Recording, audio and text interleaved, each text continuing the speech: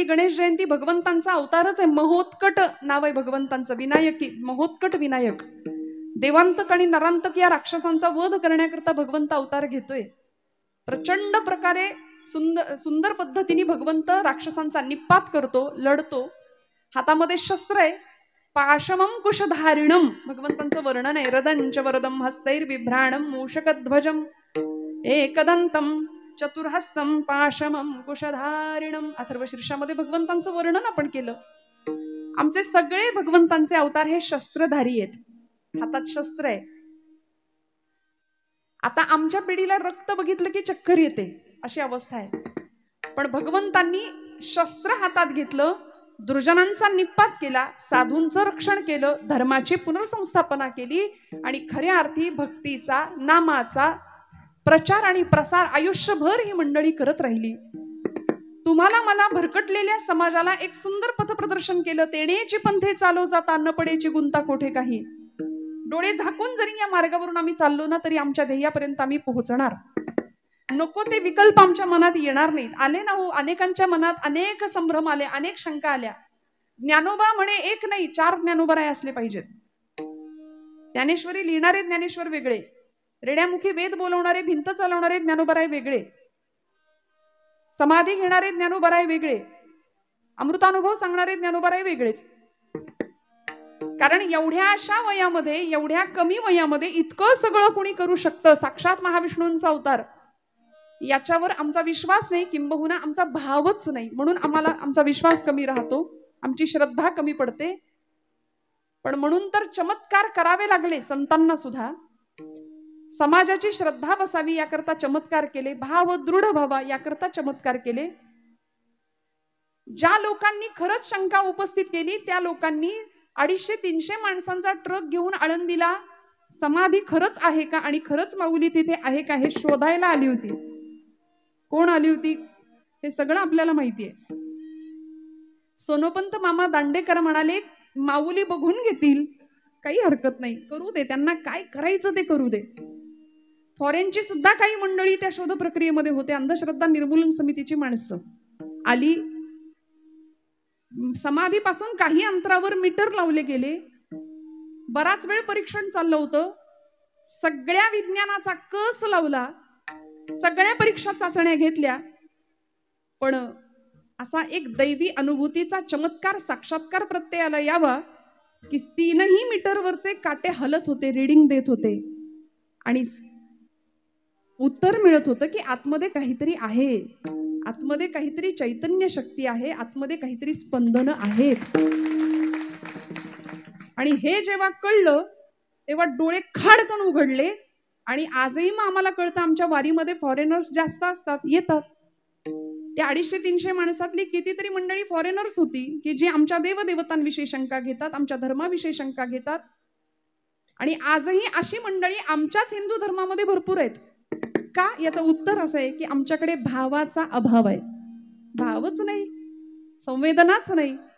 कुठे गेल्या सगळ्या संवेदना? संतांची भूमी आहे, ज्या भूमीमध्ये माझ्या ज्ञानोबा माऊलींनी विश्व माऊली म्हणून त्या एवढ्याशा लेकराला जगांनी दर्जा दिला. आणि ज्ञानोबारायांनी सगळ्या विश्वाचा आर्त स्वतःच्या हृदयात सामावून घेतलं. विश्वाचे आर्त माझ्या मनी प्रकाशले, अवघेची जहले देह ब्रह्म. सगळ्या जगाचं दुःख सोसलं, घेतलं. जगाने दिलेली सगळी निंदा पचवली, विष पचवलं आणि अमृताची चूळ भरली 12व्या शतकात. भाव ओळखला. म्हणून तर माऊलींच्या ज्ञानेश्वरीचं नाव सुद्धा भावार्थ दीपिका असं आहे. भगवद्गीतेवरती टीका फक्त माऊलींनीच नाही केली, अनेकांनी केली. विनोबा भावेंनी भगवद्गीतेवर टीका केली. आईनी सांगितलं विनू मला भगवद्गीता सांग रे, समजून कळत नाही. म्हणून आईच्या इच्छेकरता विनोबा भावेंनी भगवद्गीतेवर टीका केली. तिला गीताई असं नाव दिलं. गीताई माऊली माझी, मी बाळ तिचा नेणता, असं विनोबा भावे म्हणायचे. वामन पंडित नावाचे पंत साहित्यात एक कवी होऊन गेले. त्यांनी भगवद्गीतेवरती टीका केली आणि त्याला यथार्थ दीपिका असं नाव दिलं. लोकमान्य टिळकांनी भगवद्गीतेचा अभ्यास करून त्यावर गीता रहस्य नावाचा ग्रंथ लिहिला मंडालेच्या तुरुंगामध्ये. पण वामन पंडितांची यथार्थ दीपिका, त्याचं मुखपृष्ठ आता सुद्धा कुठं बघायला मिळत नाही. पण माऊलींनी हृदयातला भाव जाणला आणि त्याला नाव दिलं भावार्थ दीपिका. त्याचा परिणाम असा झाला, आज महाराष्ट्र संस्कृतीच्या गाभाऱ्यामध्ये देव्हाऱ्यामध्ये लोकांनी ज्ञानेश्वरीला बसवलं. ज्ञानेश्वरी आमची माय झाली, ज्ञानराज आमच्या आई झाल्या. ज्ञानराज माझी योग्यांची माऊली, ज्ञानराज माझी योग्यांची माऊली, ज्ञानराज माझी योग्यांची माऊली. जेणे निगमावली प्रकट केली, जेणे निगमावली प्रकट केली, गीता नाम ज्ञानेश्वरी, गीता नाम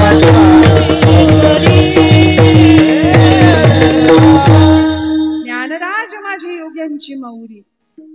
किती सुंदर ती अक्षरे नवती देखा ब्रह्म साम्राज्य दीपिका. अर्जुनाला की कळिका प्रगटली असे का हो. माऊलींनी भाव जाणला, तो भाव तुमच्या माझ्या हृदयामध्ये दृढ व्हावा, मुळात निर्माण व्हावा, याकरता तुकोबरायांचं अंतःकरण करचळलं, तळमळलं. आम्ही ज्या ब्रह्मरसाचं पान केलं तो ब्रह्मरस तुम्हाला मिळायला पाहिजे. आणि त्याच्याकरता सुरुवात कुठून होते. भावे बिना भक्ती, भक्ती बिना मुक्ती, फळे बिना शक्ती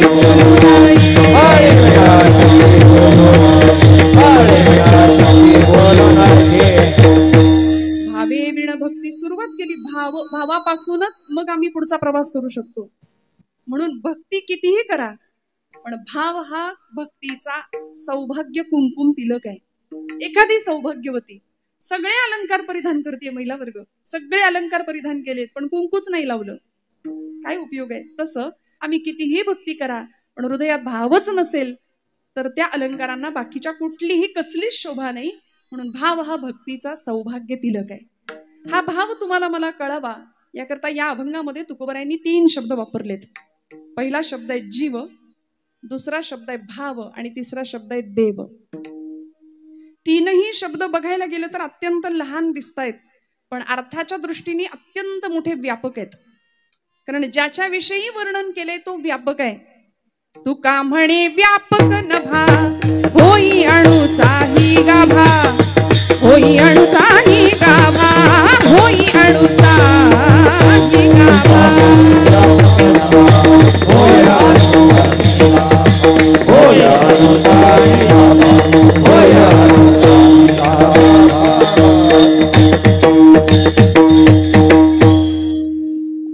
तो किती व्यापक आहे भगवंत. अखिल कोट ब्रह्मांडाचा नायक आम्ही त्याला म्हणतो. श्रीमद भागवतकारांनी व्यास महर्षींनी भागवताच्या मंगल चरणामध्ये त्याचं सामर्थ्य सांगितलंय. सच्चिदानंद रूपाय हे त्याचं रूप सांगितलंय, स्वरूप. विश्वोत्पत्त्यादि हेतवे हे त्याचं सामर्थ्य सांगितलंय. आणि तापत्रय विनाशाय श्रीकृष्णाय वयन्नुम. तापत्रय विनाशाय हा त्याचा स्वभाव सांगितला. पण सामर्थ्य काय, भगवंत कोण आहे, विश्वोत्पत्त्यादि हेतवे. म्हणून तो जो देव शब्द वापरलाय ना त्यामध्ये दिव हा धातू आहे. दिव म्हणजे प्रकाश. जो प्रकाशमय आहे तो भगवंत आहे. आणि ज्या जीवाचा उल्लेख तुकोबराय करतात त्या जीवाचा देवाशी असलेला संबंध काय आहे. 3 प्रकारचे संबंध आहेत जगामध्ये. पहिला संबंध आहे जन्मजात संबंध, जो आईशी लेकराचा असतो, मुलाचा असतो. वेळ आली, प्रसंग आला तर तो संबंधही तुटून जातो म्हणाले. बघा ना, लेकरू मोठं झालं, पंख फुटले, त्याला 4-2 गोष्टी कळायला लागल्या की जो मुलगा आई आई आई करत असतो काही दिवसांनी विचारतही नाही आई वडिलांना. त्यामुळे हा जन्मजात संबंध सुद्धा संपू शकतो. दुसरा संबंध आहे प्रस्थापित संबंध, जो निर्माण केलेला असतो. निर्माण केलेलं नातं, मानलेला भाऊ, मानलेली बहीण, मानलेला मित्र. पण आजचे सख्खे मित्र उद्याचे कट्टर शत्रू होतात की नाही काही सांगता येत नाही. विधभर जमिनीच्या तुकड्यासाठी एकमेकांचे खून पाडतात. जरा काही अहंकार नावाचा दोष निर्माण झाला की प्रचंड द्वेष, मत्सर, ईर्ष्या या विकारांनी ग्रस्त माणूस होतो आणि प्रचंड मोठा घात जीवनाचा करून घेतो, स्वतःच्याही आणि दुसऱ्याच्याही. म्हणून प्रस्थापित नातंही काही महत्वाचं नाही, संबंधही महत्वाचा नाही. पण तिसरा संबंध असा आहे की जो गीतेच्या 15व्या अध्यायामध्ये भगवंत सांगतात, ममैवांशो जीवलोके जीवभूत सनातनः मनःषष्ठानींद्रियाणि प्रकृतिस्थानि कर्षति सनातन शब्द वापरला भगवंतांनी. तिसरा संबंध आहे जीवाचा आणि देवाचा. तो असा आहे, तो सनातन संबंध आहे. तो कुणीच तोडू शकत नाही, कुणीच नाही. देव कसा आहे? अगदी साधर्म्य आहे बघा जीवामध्ये आणि देवामध्ये. देव सर्वत्र आहे, सदा आहे, सम आहे. देव अजर आहे, अव्यय आहे. जाणे अजमी अजर माऊली म्हणते, अक्षमी अक्षर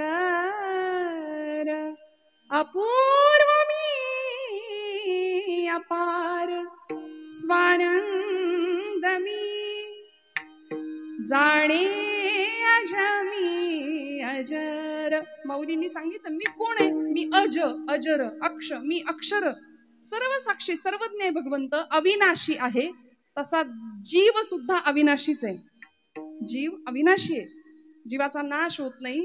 हा देह नश्वर आहे, पण देह संपल्यानंतर जीव पुन्हा एकदा नवीन देह धारण करतो. भगवंत सांगतात, वासंसी जीर्णानि यथा विहाय नवानि गृह्णाति नरोपराणि.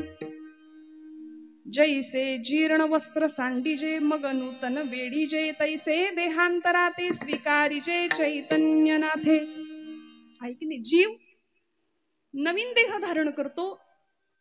त्यामुळे जीवही अविनाशी आहे, देहही अविनाशी आहे, देवही अविनाशी आहे. देव सिंधू आहे, जीव बिंदू आहे. देव बिंब आहे, जीव प्रतिबिंब आहे.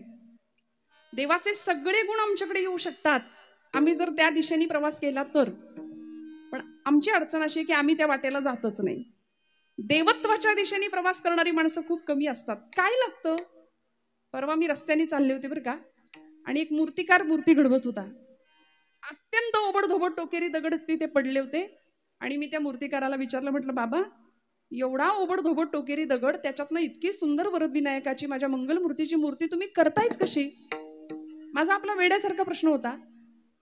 ते बाबा म्हणले तुझ्या भाषेत सांगू का? म्हटलं सांगा. ते म्हणाले, अगं त्या दगडामध्ये आधीच मूर्ती आहे, त्या दगडामध्ये आधीच मूर्ती आहे. फक्त मी काय केलं, छिन्नी आणि हातोड्याच्या सहाय्याने त्या दगडाला नको असलेला भाग काढून टाकला, आतमध्ये मूर्ती तयार झाली आपोआप. छिन्नी हातोड्याचा घाव करी दगडाचा देव, खाई दैवाचे तडाखे त्याचं माणूस हे नाव. विठ्ठल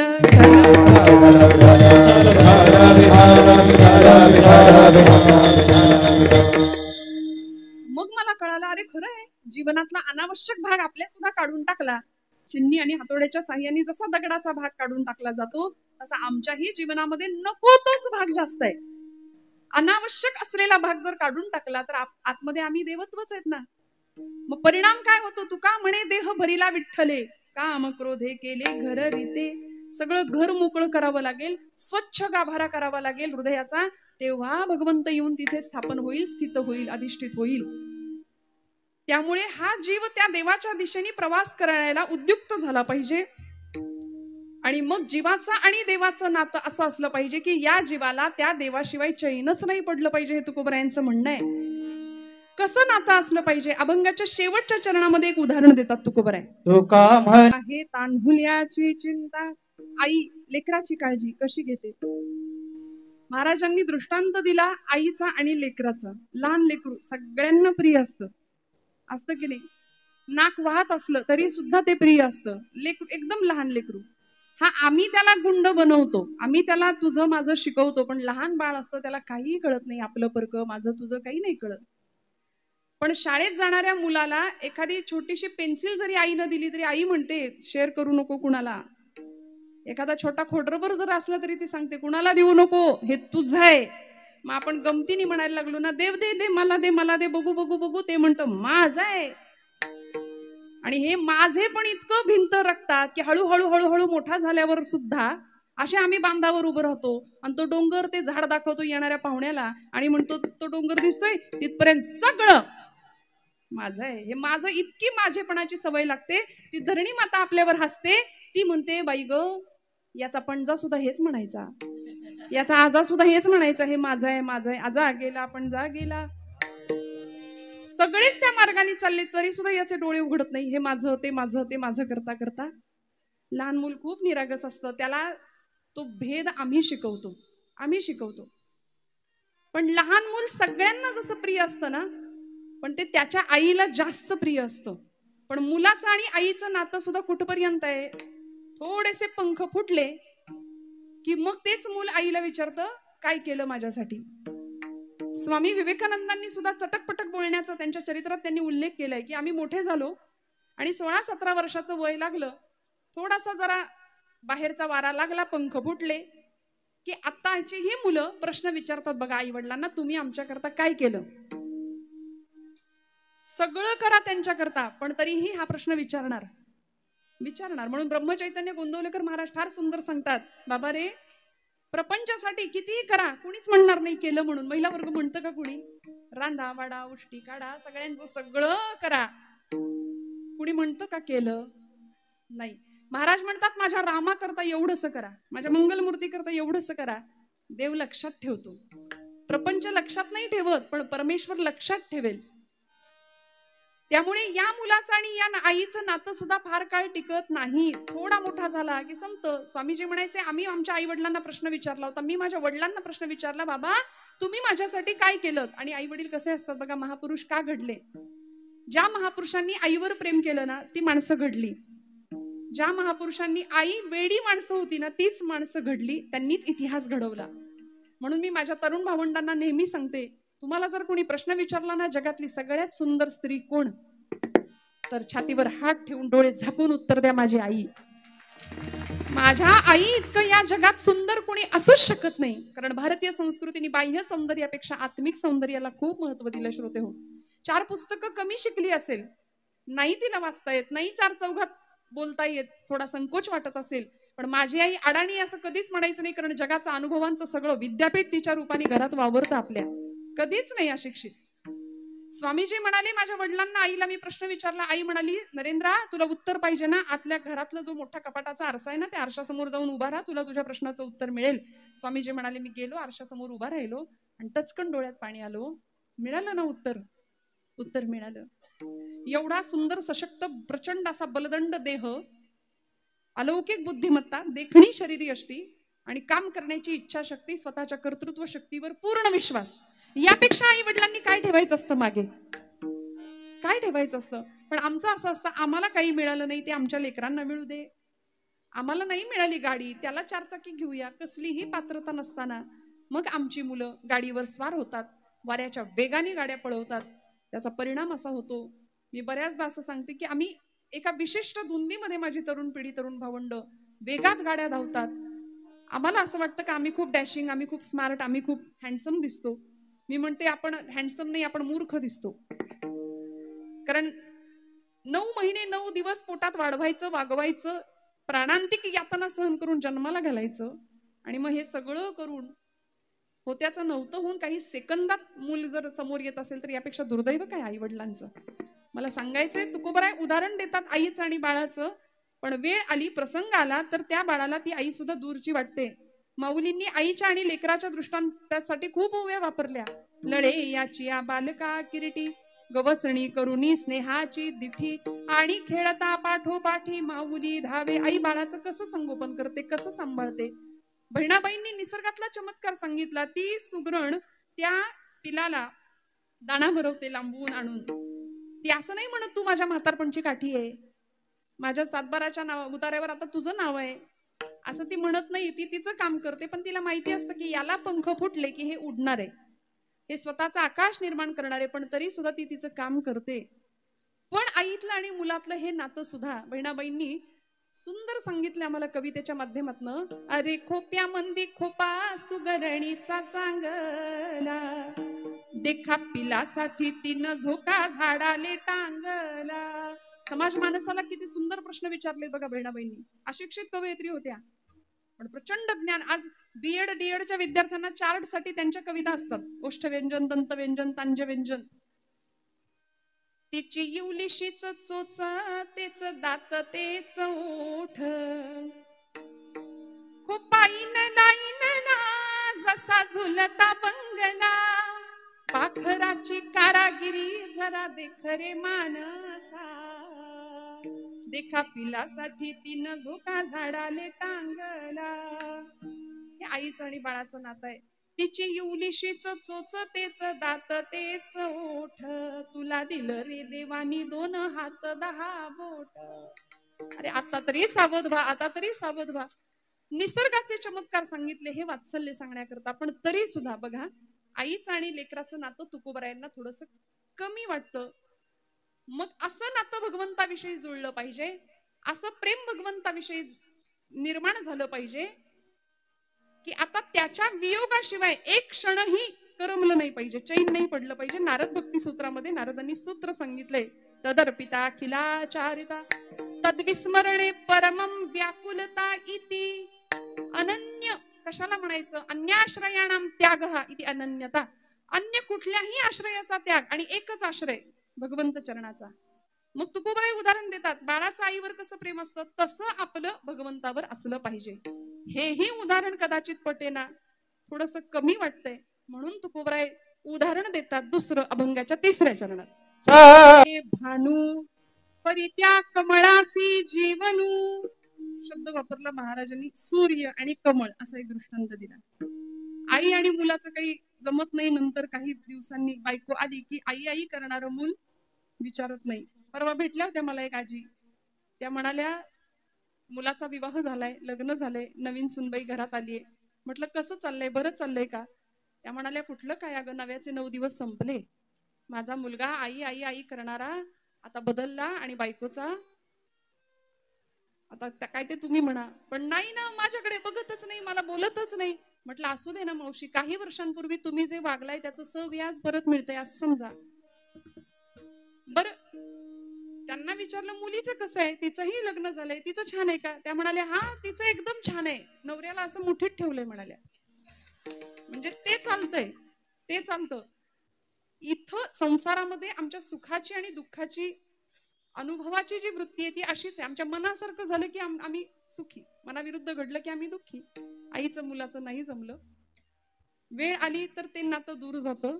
म्हणून तुकोबराय असं एक उदाहरण ठेवतात की आता कमळ पंकज, संस्कृतामध्ये कमळाला पंकज म्हणतात. पंक म्हणजे चिखल, ज म्हणजे जन्माला येणार, चिखलात जन्माला येणार ते पंकज. ते जगत नाही सूर्याशिवाय. ते नातं इतकं अतूट आहे. निसर्गाचा नियम आहे, सूर्योदयाला कमळाचं फूल उघडतं आणि सूर्यास्ताला कमळाचं फूल मिटून जातं, त्या पाकळ्या मिटतात. रात्रभर ते कोमेजलेल्याच अवस्थेत राहतं, मिटलेल्या पाकळ्या. पुन्हा सूर्योदय झाला की कमळ फुलतं. सृष्टीतला सगळ्यात मोठा उत्सव आहे सूर्योदय आणि सूर्यास्त. उगवणं किती छान असावं, मावळणं किती छान असावं हे सांगणारं सूर्य. आचार्य जगद्गुरु शंकराचार्यांना विचारलं होतं, देव पंचायतनामध्ये पंचायतन पूजेमध्ये सगळ्यात प्रत्यक्ष जिचं दर्शन होऊ शकतं अशी देवता कुठली? तर ती सूर्य आहे. रोज सकाळी उठल्याबरोबर सूर्यनारायणाकडे आपण पाहतो की नाही? आता हो म्हणा, कारण तुम्ही माझ्यापेक्षा मोठी माणसं आहात, पण आमच्या वयाची, आमच्यापेक्षा लहान मंडळी आम्ही सूर्यवंशी. बर कीर्तनकार हे तर निशाचर प्राण्यामध्येच मोडतायत. आता रात्रभर प्रवास केल्यानंतर सूर्यदर्शन कधी बघायचं नाही का? तो सूर्य कधी दिसतो? ब्रह्ममुहूर्तावर उठणारी जुनी माणसं आमची, रोज तुळशीला पाणी घालणारी एखादी सौभाग्यवती गृहिणी आमची, नाही का? त्यांना ते सूर्यदर्शन. मग ते तो सूर्य बघितल्या बघितल्या नमस्कार आहे जपा कुसुम शंकाशम, भगवंताचं वर्णन आहे त्या आधी, त्या दिनकराला नमस्कार आहे.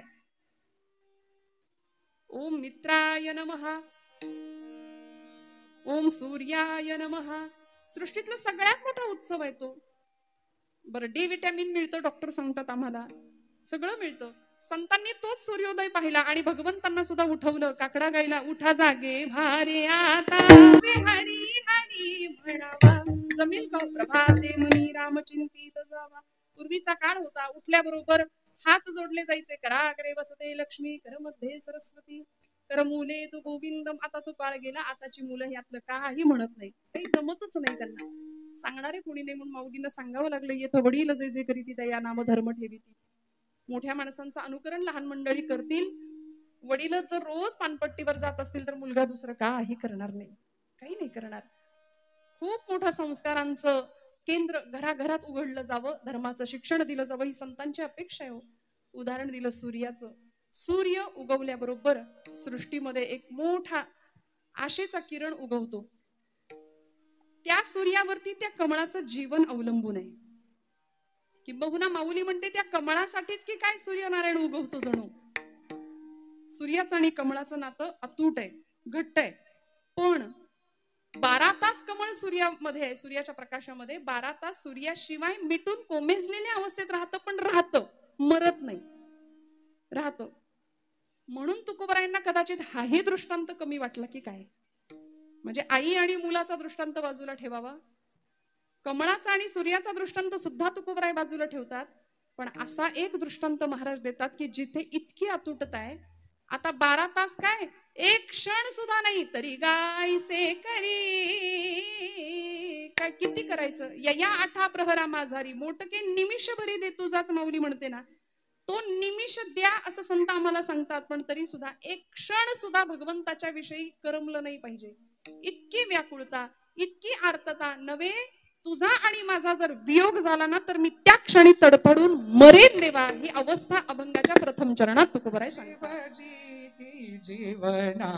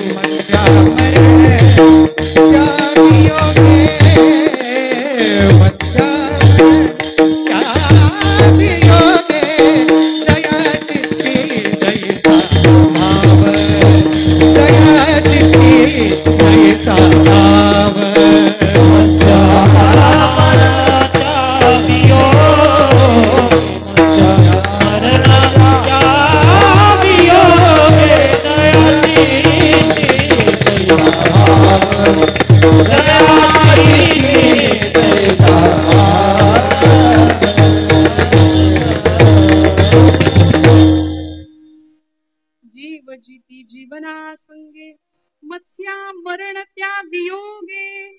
जीवाला जगण्याकरता सगळ्यात महत्वाची गोष्ट काय लागते हो.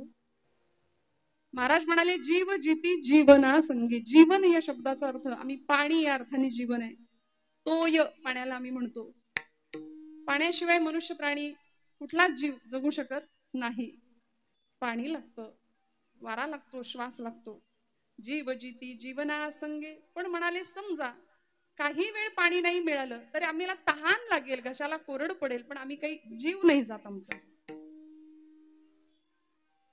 पण तुकोबरायांनी उदाहरण दिलं मत्स्या मरण त्या वियोगे. पाण्याचा आणि माशाचा जेव्हा वियोग होतो ना त्यावेळी त्या क्षणी तडफडून मासा मृत्युमुखी पडतो.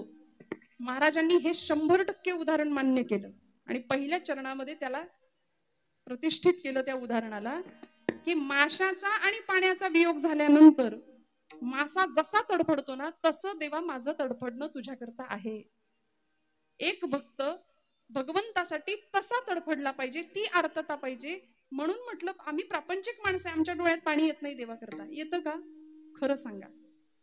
आम्ही प्रपंचासाठी रडतो, आमच्या लेकरा बाळांसाठी रडतो, आमच्या नाते सोयऱ्यांसाठी रडतो, पण देवासाठी नाही रडत. संतांनी एकच सोयरा मांडला होता, देव सोयरा, देव सोयरा. फक्त देवच माझा आहे. आणि मग आम्ही काय करतो, देव सोडून सगळं माझं माझं माझं करतो ना, त्यामुळे आम्ही देवाची वाटही पाहत नाही, देवासाठी रडतही नाही.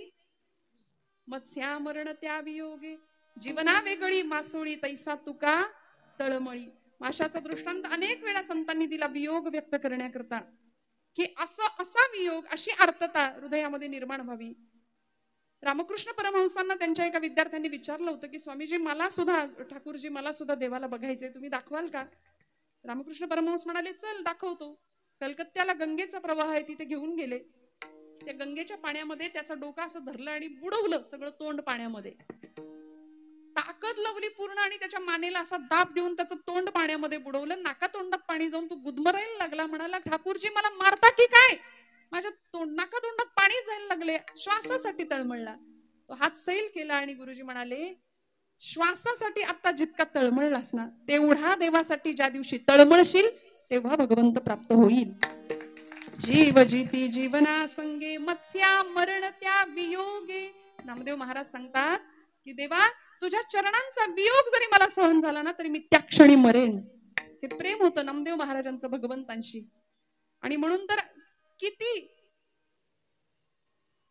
आसुवे दाटानी वाट किती बघावी भगवंतांची उभारोनी बाळे आसुवे दाटानी उभारोनी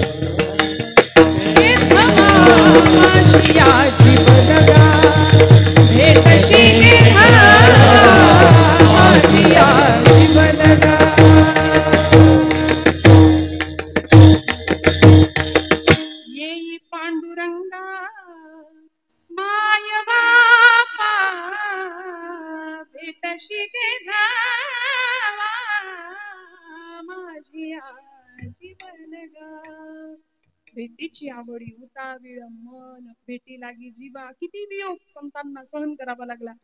महाराजांनी रूपक दिलं उदाहरण दिलं आम्हाला या संदर्भात की असा वियोग भगवंतांचा आम्हाला सहन होत नाही कसा आम्ही आमची तळमळ होते.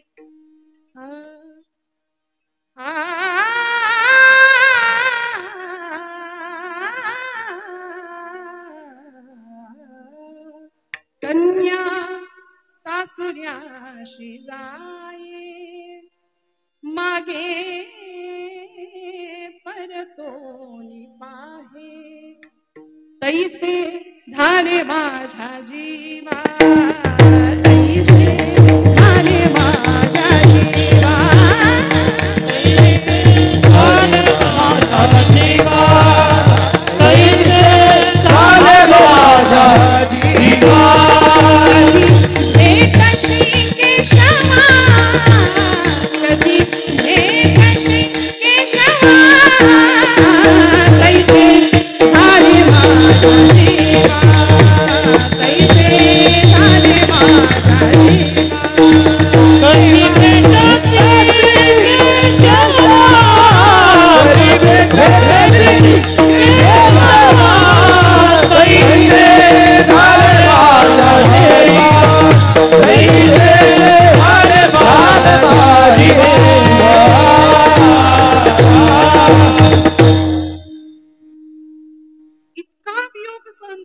संतांना क्षणभर सुद्धा परमेश्वराशिवाय करमत नव्हतं. कारण एकमेव भगवंतच होता प्रपंचात.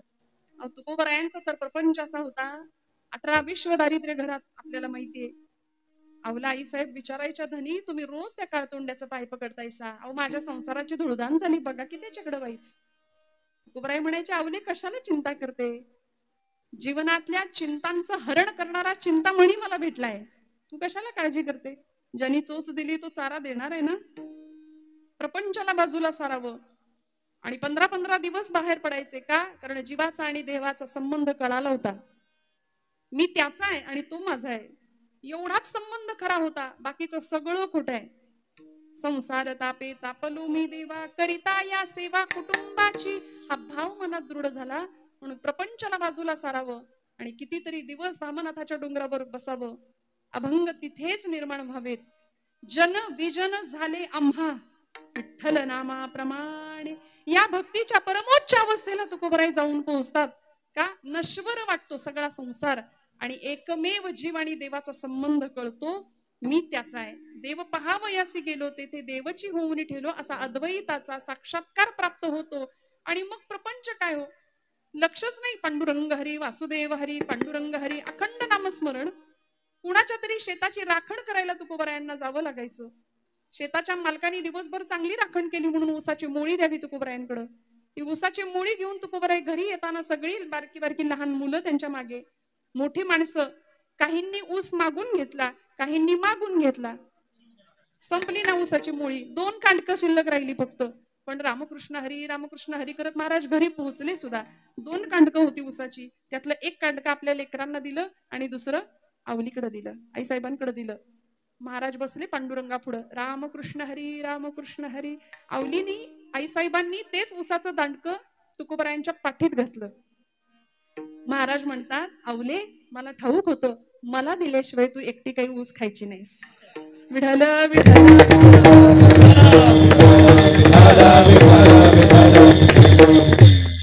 हा प्रपंच होता तुकोबरायांचा. अहो 12 वर्ष पडलेला दुष्काळ, प्रचंड दरिद्र अवस्था, 14 पोती कर्ज खत इंद्रायणीच्या डोहात बुडवून टाकली. सगळं दिलं लोकांना, सगळं दिलं. आणि सकाळची वेळ, आवला आई साहेब, जिजाई आई साहेब मोरीमध्ये स्नान करतायत. तुकोबराय आहेत. दारामध्ये एक अत्यंत जख्ख अशी म्हातारी वयोवृद्धा दिसली तुकोबरायांना. कितीतरी ठिकाणी ते लुगडं फाटलेलं दिसलं तिच्या अंगावरचं. महाराजांनी पाहिलं, अंतःकरण द्रवलं. आणि जुन्या महिला वर्गाला ज्ञात असेल की जुन्या महिलांची पद्धत, मोरीमध्ये स्नानाला गेलं की नेसायचं वस्त्र निर्या करून भिंतीवर ठेवायचं मोरीच्या. आवल्या आईसाहेबांनी तशी ती मोरीवर वस्त्र ठेवलं होतं, नेसायचं लुगडं. तुकोबराय गेले, ते लुगडं घेतलं आणि त्या आजीला दिलं. आजीबाई आता 120च्या स्पीडनी जा म्हणाल्या, कारण मागणं भूकंप येणार आहे तुमच्या. ज्यावेळी पूर्ण स्नान उरकलं आणि जिजाई आई साहेबांनी आता नवीन वस्त्र नेसण्याकरता, लुगडं नेसण्याकरता हात वर केला, लुगडं कुठं दिसतंय? डोळ्यातनं टचकन अश्रुधारा वाहिल्या. तुकोबरायांचा राग नाही आला, तुकोबरायांचा राग नाही आला. माझा नवरा असाच आहे माहिती होता जिजाई आई साहेबांना. धनी असेच आहेत, कारण पतिदेवाच्या माध्यमातून विश्वदेवाचीच उपासना एक प्रकारे चालली होती. तुकोबरायांना खूप सांभाळत होत्या, म्हणून परमेश्वराची जबाबदारी होती की माझ्या भक्ताचा सांभाळ करते ना, मग मी तुझा सांभाळ करणार. म्हणून तर पायात गेलेला काटा भगवंतांनी दातानी काढलाय. देवैची रजचरणीची माती. इतकं प्रेम करावं आवलीवरती, जिजाई आई साहेबांवरती. आई साहेबांना वस्त्र हाताला नाही लागलं, डोळ्यात खळकन अश्रुधारा वाहिल्या आणि भगवंताला सांगितलं, काय रे उपयोग, रात्रंदिवस तुझ्या नामाचा टाहो पडतो माझा पती, आणि मग आमच्यावर ही अवस्था. वस्त्र दिलं त्याचं दुःख नाही, आता अब्रू कशाने झाकू सांग. आणि मैबत बुवा सांगतात, या प्रसंगामध्ये भगवंतांनी स्वतःच्या अंगावरचा पितांबर आवलीला लाज झाकण्याकरता दिलाय. तुकोबराय सांगतात, आवले कशाला चिंता करती ग, आवले कशाला चिंता करतेस, काळजी करू नकोस. नको चिंता करू वस्त्रा या पोटाची, नको चिंता करू वस्त्रा या पोटाची, नको चिंता करू वस्त्रा या पोटाची, नको चिंता करू वस्त्रा या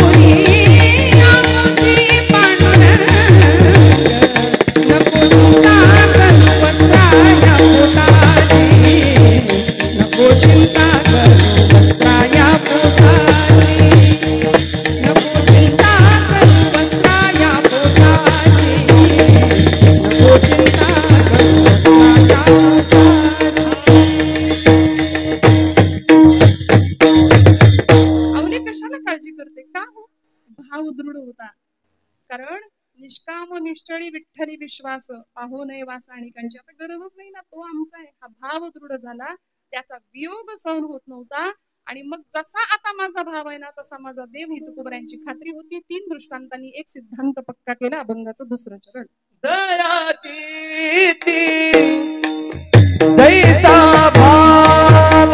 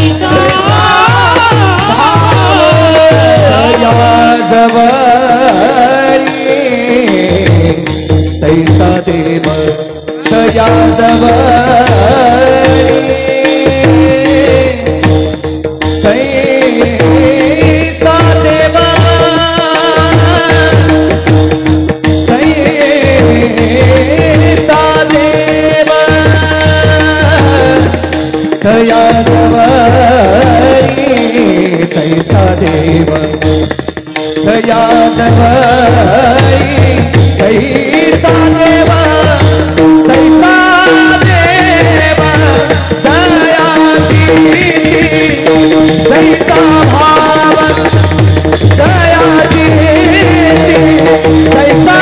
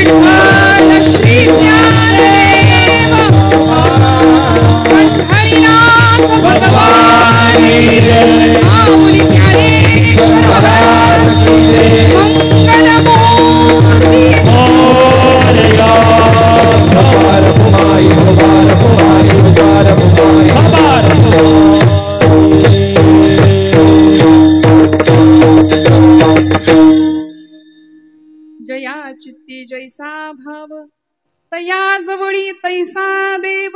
समर्थ मनोबोधामध्ये म्हणाले, असे हो जया अंतरी भाव जैसा, वसे हो तया अंतरी देव तैसा. अनन्यास रक्षित से चाप पाणी, नुपेक्षी कदा रामदासाभिमानी. अनन्य अशा दासाला भक्ताला भगवंत पूर्णपणे सांभाळतो, कारण अनन्याश्चिंतयन्तो माम ये जना पर्युपासते हे त्याचं ब्रीद आहे. योगक्षेमं वहाम्यहम हे त्याचं आश्वासन आहे, ते LIC वाल्यांनी नंतर घेतलंय, पण हे त्यांनी दिलेलं पहिलं ब्रीद आहे, त्याचं आश्वासन आहे की काळजी करू नका ना, मी आहे ना. निर्वाणी गोविंदासे मागे पुढे काहीच साकडे, काळजीच करायची नाही, मी आहे मागे पुढे उभा, सांभाळतोय. आली या आघात निवाराया. फक्त म्हणाले इथे भाव पाहिजे, आणि तोच आमचा नेमका नाही, म्हणून आम्ही इकडे सहसा यायला मागत नाही. कुठे भगवंत आहे? काष्ठे न विद्यते देवो न पाषाणे न मृण्मये, भावो हि विद्यते देवो तस्मात् भावो हि कारणम. भाव जेव्हा दृढ होईल ना, तेव्हा आम्हाला सुद्धा आमच्या प्रश्नांची उत्तरं मिळतील. श्रोते हो, नामदेव महाराज म्हणाले, नामा म्हणे पुरुषोत्तमा. आता तुझं आणि माझं नातं इतकं विलक्षण आहे ना, मी कुडी तू आत्मा, स्वये दोन्ही, तू अवकाश मी भूमिका, तू समुद्र मी द्वारिका, तू कृष्ण मी रुक्मिणी. इतकं सुंदर अद्वैताचं नातं जोडलं गेलं, आणि तो जीवाचा शिवाचा संबंध कळून आला. आम्हाही प्रापंचिकांना तो संबंध कळावा, की आम्ही ज्यांना आपलं म्हणतो ती माणसं आपली नाहीत. मी नेहमी गमतीने म्हणते, नात्यातली माणसं ना त्यातली असतात. ते नाती गोती हा मराठी भाषेतला शब्द, ती गोत्यातच आणतात ती नाती. खूप सुंदर कविता माझ्या वाचनात आली, मी म्हणून पुढे जाते. बघा ना, कन्या स्नुषान रूपांची प्रत्यक्ष राम भार्या, पिचली क्षणा क्षणाला कारुण्य रूपी सीता. कामी तिच्यान आले सामर्थ्य राघवांचे, प्रत्यक्ष वेळ येता कोणी नसे कुणाचे. प्रत्यक्ष वेळ येता कोणी नसे कुणाचे. सोडून सूर्यपुत्रा कुंती पुन्हा कुमारी, कर्णास अनुज माता सारेच जन्म वैरी. कौतुक का करावे त्या रक्तबंधनांचे, प्रत्यक्ष वेळ येता कोणी नसे कुणाचे. केली द्युतात उभी साक्षात कृष्ण भगिनी, सम्राट पांडवांची रानावनात राणी. पती 5 देव बंधू तरी भोग हे तियेचे, प्रत्यक्ष वेळ येता कोणी नसे कुणाचे. ठेवू नको अपेक्षा असल्या जगाकडूनी. आमच्या सगळ्या दुःखाचं कारण आहे अपेक्षा.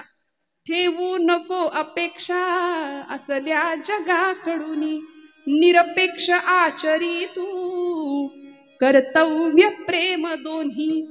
मग चालू दे सुखाने, मग चालू दे सुखाने अवघेरणे जगाचे. प्रत्यक्ष वेळ येता कोणी नसे कुणाचे. प्रत्यक्ष वेळ येता कोणी नसे कुणाचे. ही इथल्या संसाराची नश्वरता आहे. म्हणून खरा आनंद जो संतांना गवसला तो आम्हाला मिळावा. आमचा भाव दृढ राहावा. आमच्याकडे भावाचाच अभाव आहे. आम्हाला भाव माहितीये, आम्ही जो खातो भाव तो आम्हाला माहितीये. आम्ही म्हणतो ना खूप भाव खातोय. बाजार भाव आम्हाला माहितीये, सोन्याचा भाव आम्हाला माहितीये. रोज लक्ष असतं आमच्या महिला वर्गाचं. पण खरा भाव जो भक्तीचा अलंकार आहे तो भगवंताच्या प्रती वाहता यावा, तरच त्या पाषाणातलं सुद्धा चैतन्य भावाने जागृत होऊ शकतं. मंगलमूर्तींची वरदविनायकाची फक्त मूर्ती असं न मानता तिथं वरदविनायकांचं चैतन्य जे आहे, हे ज्यावेळी आम्ही जाणून घेऊ त्यावेळी आम्हाला भगवंताची प्रचिती आल्याशिवाय राहणार नाही. आणि तो भाव फक्त देवाच्या मूर्तीसाठी का नव्हे, तो भाव देशासाठी, तो भाव धर्मासाठी आमचा प्रेरित झाला पाहिजे. सावरकर म्हणायचे, देहाकडून देवाकडे जाताना मध्ये देश लागतो आणि त्या देशाला मी काहीतरी देणं लागतो. मग आमचं देणं देवासाठी, देशासाठी आणि धर्मासाठी असावं. संवेदनशीलतेने आम्ही वर्तन करावं. माता ते माती हा आमच्या जीवनाचा प्रवास आहे. आईच्या उदरामध्ये जन्म होतो, ती नाळ जोडलेली असते, पण तिथून झालेला प्रवास मातीपर्यंत जाऊन पोहोचतो. म्हणून मातेलाही आणि मातीलाही कधीही न विसरता आम्ही कुणाचे वंशज आहोत याचं सतत स्मरण राहावं. श्रोते हो, आज सीबीएसई बोर्ड असू दे, कॉन्व्हेंट असू दे किंवा एसएससी बोर्ड असू दे, काही असू दे, कुठल्याही अभ्यासक्रमामध्ये इंग्रजी शिक्षणाचा इतका प्रभाव आहे. तो लॉर्ड मेकॉले नावाचा इंग्रजी शिक्षण तज्ञ भारतात आला आणि त्यांनी सगळं वाटोळं केलं आमच्या शिक्षण पद्धतीचं. इथे गुरुकुल पद्धत होती, ती बंद करून इंग्रजी तत्ववेत्यांची विचारधारा आणि शिक्षण पद्धती इथे भारतीयांवर लादली गेली. त्याचा परिणाम असा झाला, आमचा राष्ट्राभिमान आम्ही विसरलो, आमचा धर्माभिमान आम्ही विसरलो, आमच्या महापुरुषांविषयीची कृतज्ञता व्यक्त करणं आम्ही विसरून गेलो. परक्यांचेच गोडवे गायला लागलो. आता काही दिवसांनी पुढच्या फेब्रुवारी महिन्यामध्ये एक मोठा सण येणार आहे 14 फेब्रुवारीला. तो महापूरच येतो आमच्याकडे प्रेमाचा. 31 डिसेंबरला मोठा सण आम्ही साजरा केला नाही का. अहो, हे याचंच द्योतक आहे की आम्ही अनेक नको ते अनुकरण करायला लागलो आणि आमची श्रीमंती, आमचं वैभव आम्ही विसरतो. पण ज्यांना या वैभवाची जाणीव असते त्यांची पावलं या इतक्या सुंदर स्वरूपामध्ये इथे येतात आणि इतका सुंदर जागर भक्तीचा वरदविनायकाच्या या भूमीमध्ये साजरा होताना आपण सगळे पाहतोय. श्रोते हो, आजच्या पुढच्या पिढीला आम्हाला सांगावं लागेल की बाबा रे, तू शाळेत जरी शिकत असलास ना तरी माणसाचा जन्म माकडा काय, ते उत्क्रांती माकडापासून झाली. हा डार्विनचा उत्क्रांतीवादाचा सिद्धांत पोरं आमच्या शाळेत शिकतात. काय शाळेत पाठ्यपुस्तकात आहे? माणसाची उत्क्रांती माकडापासून मानवाची उत्क्रांती झाली असं डार्विन आम्हाला सांगून गेला म्हणे. अहो नाही हो, मी हात जोडून सांगते, शाळेत पोरांना काही शिकू दे, पण आम्ही आमच्या पूर्वजांची आठवण करून दिली पाहिजे. श्रीमद भागवत महापुराण ग्रंथामध्ये कधीतरी वाचूया, कधीतरी सांगूया लेकरांना की बाबा रे, आपले पूर्वज कोण होते. तिथं चंद्रवंश आणि सूर्यवंश या भूमीमध्ये होते. चंद्रवंशामध्ये गोपालकृष्ण जन्माला आले, सूर्यवंशामध्ये प्रभू मर्यादा पुरुषोत्तम प्रभू रामचंद्र जन्माला आले. याच चंद्रवंशाचा पुढे यदुवंश झाला, याच यादवांचे पुढे जाधव झाले. गोपालकृष्ण परमात्मा यादव होते, ते गाईला चारा घालत होते. मी पुढचं बोलूच का? नाही गरज ना. म्हणजे त्या यादवांनी गाईचा चारा खायला दिला, नंतरच्या यादवांनी गाईचा चारा खाल्ला, त्याला करायचं काय? पण गोपालकृष्ण परमात्मा हे यदुवंश, यादव, यादवांचे जाधव. इकडे सूर्यवंशीयांमध्ये प्रभू रामचंद्र जन्माला आले आणि त्याच सूर्यवंशामध्ये पुढे भोसले घराणं या महाराष्ट्राच्या भूमीमध्ये.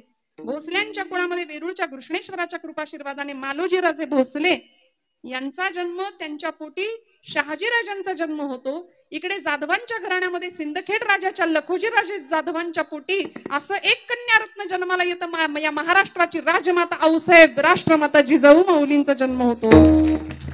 भोसले जाधव एकत्र येतात, जिजाई माऊली आणि शहाजीराजांचा विवाह होतो. थोडक्यात चंद्रवंश आणि सूर्यवंश एकत्र येतात, तेव्हा या भूमीमध्ये शककर्ता राजा छत्रपती शिवाजी महाराज जन्म घेतात.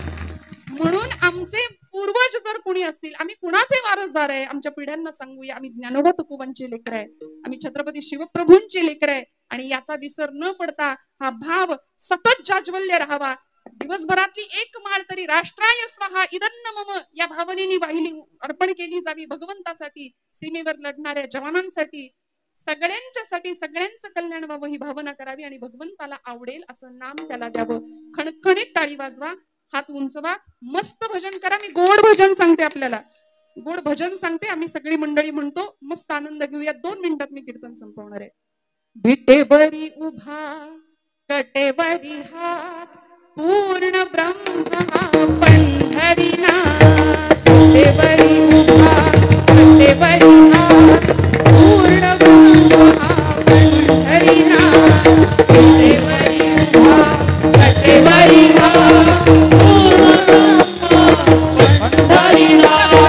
विटेवरी उभा कटेवरी हात पूर्ण ब्रह्म पंढरीनाथ.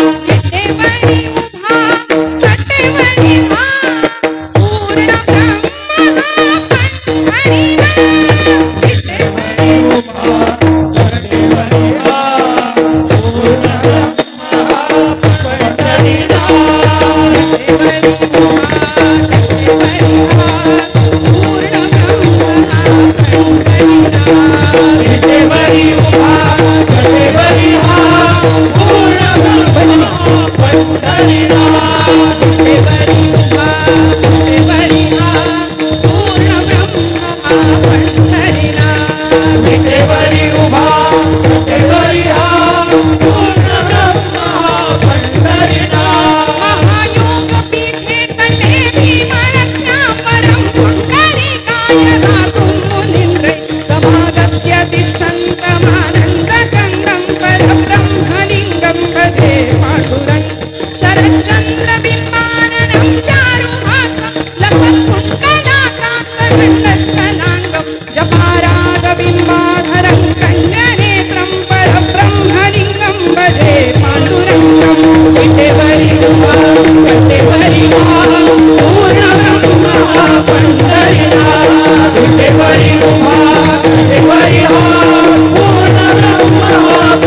कटेवरी हात पूर्ण ब्रह्म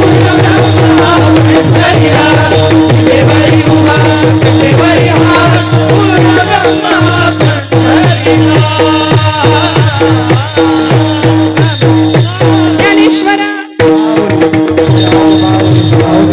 विटेवरी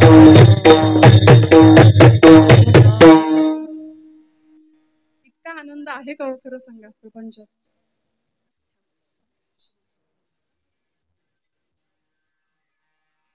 विठाल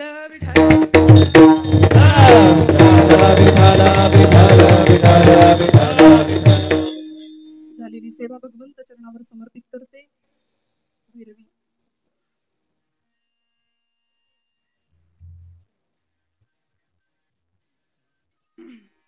तुका म्हणे माता, तुका म्हणे माता, तुका म्हणे माता, तुका म्हणे माता,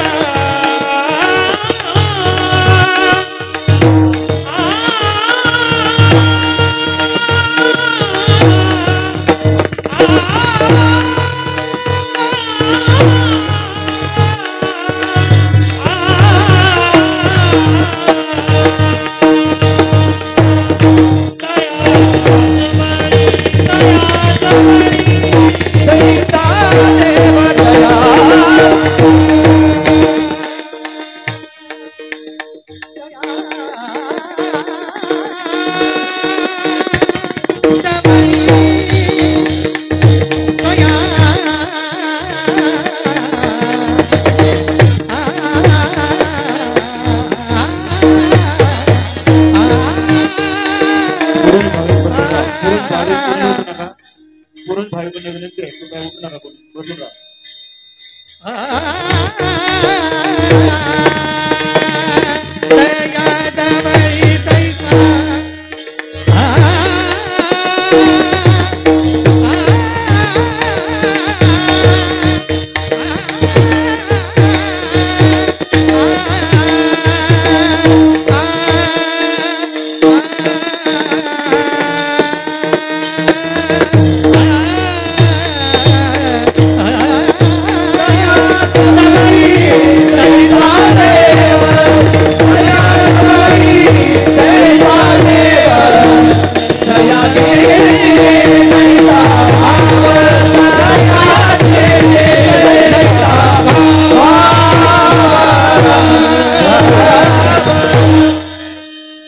झालेली सेवा भगवंत चरणावर समर्पित करते. बोलत असताना काही वेडवाकडं गेला असेल तर मोठ्यांतकरणाने क्षमा करा. सर्व मंडळी माझ्या पितृतुल्य, मातृतुल्य, बंधुतुल्य, भगिनीतुल्य सगळ्यांच्या चरणारविंदी कृतज्ञतापूर्वक वंदन. परम आदरणीय बाबांच्या चरणी साष्टांग प्रणिपात. आदरणीय मंडलिक महाराजांनी कीर्तन सेवेची संधी दिली, आपल्या सगळ्यांच्या दर्शनाचा भाग्ययोग माझ्या वाट्याला आणून दिला. मनापासून सर्वांच्याच कृतज्ञतेत राहते. सगळ्यांच्या नावाचा उल्लेख करणं शक्य नाही, त्यामुळे सगळ्यांनाच एकत्र नमस्कार करून सेवेला विराम देते. विठ्ठल जय जय.